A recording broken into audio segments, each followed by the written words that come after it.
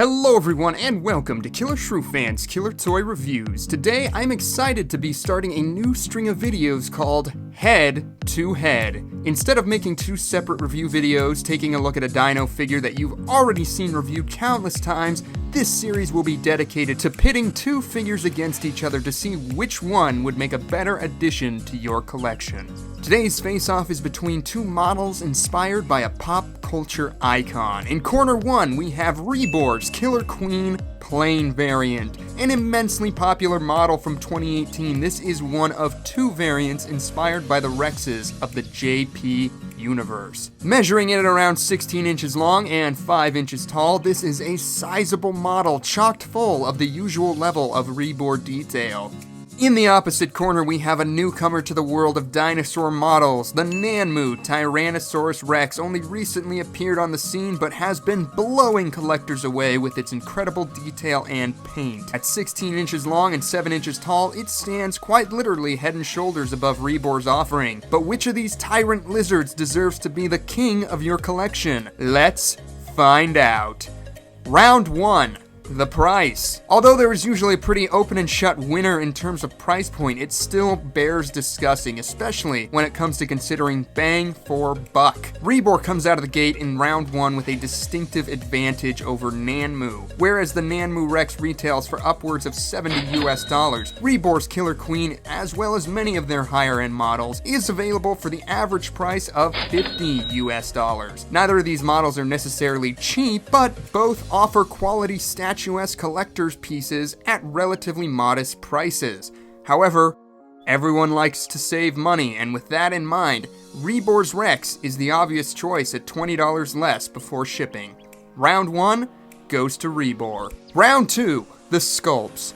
Both of these Rexes feature a staggering level of sculptural detail. In a market that is becoming more and more saturated with immaculately sculpted models, both Rebor and Nanmu work to stand out from the crowd. Nanmu's take on Rexy features incredibly crisp scale and skin details on both the neck and on the head. Although the same cannot be said for the rest of the body, the lovely wrinkles and striations across the midsection and tail do more than enough to breathe life into the rest of this model. All of these details look incredible up close and can even be read from a distance, making this model a sight to behold from all angles. Rebor's Killer Queen is not lacking in the sculptural department. Unlike Nanmu's offering, Rebor has covered their usual lovely muscle tones and folds of skin with a painstaking amount of individual raised scales, ensuring that no matter where you choose to display your queen from, Rebor's hard work will still be able to be appreciated from afar. Unfortunately, up-close viewing reveals just how over-textured it is, which is a serious blow to the model's level of realism. To make matters worse, although there is a lot to admire on the body, the face seems oddly smoothed over in comparison. In this battle of sculptural detail, more does not necessarily mean better. Whereas Rebor's offering can be admired from afar, Nanmu offers a gorgeously lifelike model that can be appreciated from both up close and at a distance. Round 2 goes to Nanmu. Round 3, the paint. A well-sculpted model is only as good as its color. Bad paint apps can ruin an otherwise lovely sculpt and conversely save a poor one. Fortunately for both of these models, an already well-done sculpt is augmented by some great color. Nanmu's offering is lighter in nature than Rebor's, with a tan underbelly transitioning seamlessly into a golden midsection, which in turn blends into a dark brown dorsal region augmented by lighter stripes.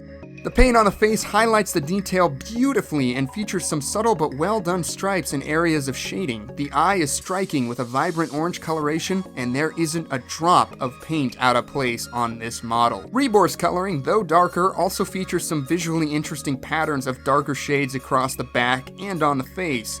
The brighter colors of the underbelly are also blended well across the board and even help what details are on the face pop a bit better. Unfortunately, at a distance, the transition of color is less noticeable, and the darker coloration gives the Rebor Rex a much more muddy appearance when compared to the likes of Nanmu's offering. On closer inspection, certain elements just don't work, namely the charcoal coloration around the eyes and the metallic golden eyes themselves. Paint mishaps are also more common issues with this model, most notably on the teeth.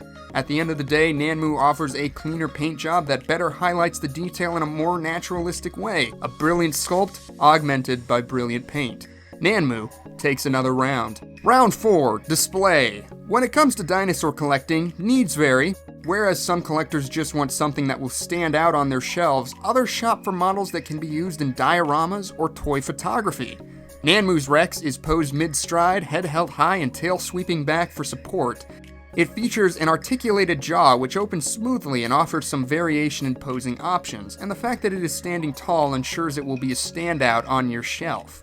Rebor's offering is also mid-stride and, like Nanmu's, has an articulated jaw which opens nice and wide. In addition to this point of articulation, the arms of Rebor's Rex can also be rotated forward and back, and the separate tail is built around a bendable wire, allowing for the tail to be posed in different ways. Being able to make these sort of adjustments can completely alter the energy of a figure, allowing for totally different displays. Pair this with the fact that the more horizontal position is more suitable for interacting with other figures, and you have yourself a model that is great for photography, dioramas, and interactive displays between different dinosaurs.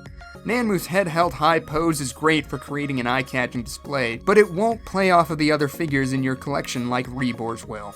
Some detractors may argue that all of these extra points of articulation lead to unappealing seam lines on Rebor's Rex, but seam lines are also present on Nanmu's offering in regards to the legs, and even then the figure does not offer any additional articulation. Another widespread issue with Rebor's Rex is the question of balance.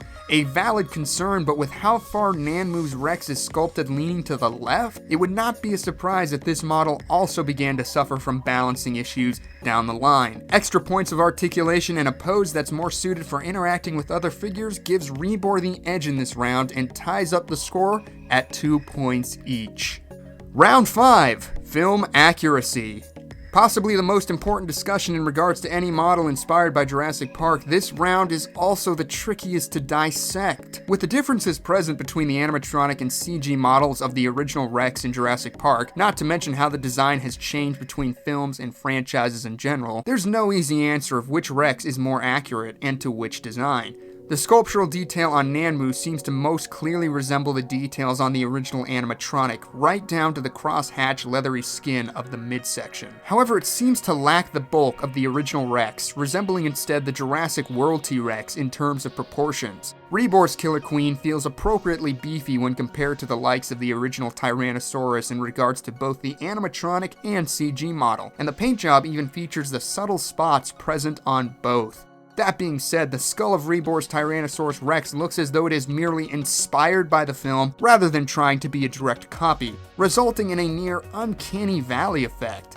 It fares better with an open mouth and looks undeniably similar to the Rex of the films, but when compared to the likes of Nanmu, it comes up short in terms of screen accuracy, allowing Nanmu to take this final round and the competition.